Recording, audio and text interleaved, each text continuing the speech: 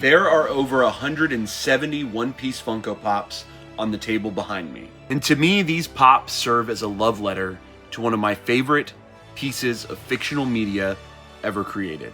This is the one Funko Pop collection I will never purge. My current goal is to have at least one of every Funko Pop mold for One Piece that exists. My rough count was that there's like 156 unique molds in the One Piece line. The reason that I have over 170 is because there are a lot of pops that have duplicates or they have different molds or different stickers.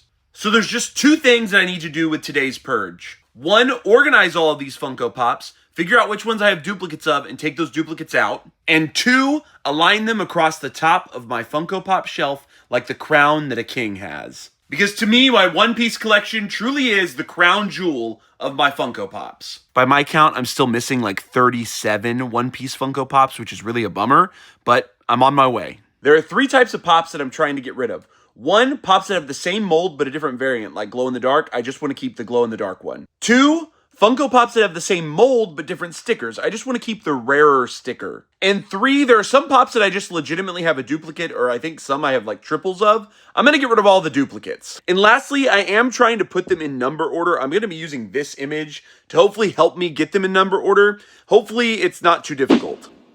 Remember guys, we're curating our collection, not purging it. It genuinely took me like an hour to organize and put all these pops on the shelves. This was quite the task. With this shelf, there is no maybe pile.